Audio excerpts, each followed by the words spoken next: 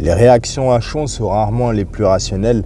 Maintenant que le temps a passé un petit peu et que l'émotion est descendue, on va essayer de voir un petit peu le cas de Doumbé Baki, l'histoire de l'écharde. Cédric Doumbé qui se prend une écharde a fait rire beaucoup de monde, mais sûrement pas les menuisiers, les charpentiers ou les vitriers.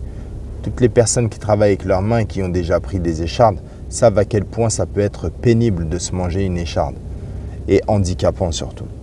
Se prendre une écharde sur le gros orteil, c'est vraiment handicapant. Le gros orteil, il a un rôle plus important que tous les autres doigts de pied. Beaucoup parlent, mais il y a des choses minimes qui peuvent vous neutraliser, peu importe que vous soyez un champion du monde ou non.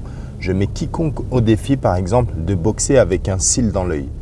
Vous savez, vous, quand vous perdez un cil et qu'il est dans l'œil, vous êtes obligé de vous arrêter et parfois, il est très récalcitrant, il reste et c'est très compliqué jusqu'à ce que votre œil devienne rouge ou il y a même des larmes qui coulent.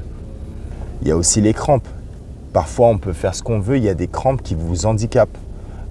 Ça parlera beaucoup sûrement aux footballeurs ou aux rugbyman, mais aussi les personnes qui font les jambes à la salle, même vous par exemple. Quand vous faites les jambes à la salle et qu'après vous avez tellement travaillé avec les jambes, vous êtes allongé sur le lit, il y a une manière dans laquelle vous allez vous positionner, ça va vous donner une crampe par exemple au niveau des adducteurs vers le genou.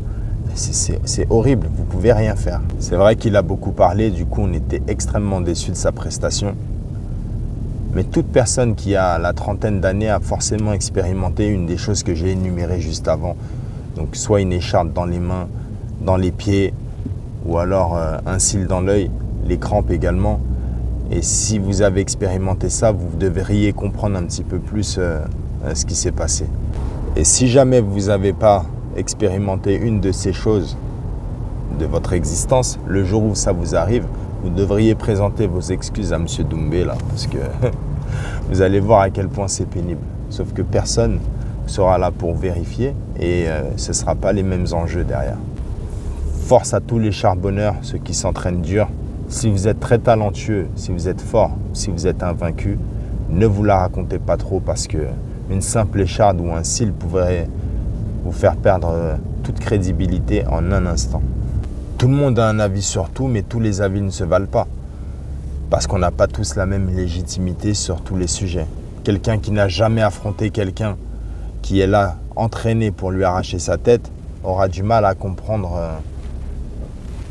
ce que peut ressentir un combattant ou les épreuves qui peuvent lui tomber dessus pendant un combat, blessure ou autre. Je vais tenter de vous donner un exemple universel pour que vous puissiez comprendre. Vous qui n'êtes pas combattant. Mais quand vous faites du sport et que vous avez un point de côté, vous avez vu à quel point c'est neutralisant et handicapant. Vous avez beau avoir la bonne volonté de vouloir courir ou quoi que ce soit, vous ne pouvez rien faire. Mais c'est un peu la même chose si on devait faire le parallèle avec ce qui s'est passé avec Doumbé. Et à partir de ce moment-là, si vous êtes honnête, vous devriez être un peu plus indulgent avec ce qui s'est passé. Et alors là, si vous êtes connaisseur et vous savez ce qu'il a effectué en kickboxing et vous avez qu'à regarder YouTube pour ça, là, vous saurez vraiment que ce n'est pas une excuse. Le seul truc, c'est qu'effectivement, des fois, il t'arrive des situations et tout te tombe dessus et ça fait comme si c'était encore une excuse. Ah oui, il a beaucoup parlé, donc du coup, on lui donne moins de crédit, on accepte moins ce genre de choses.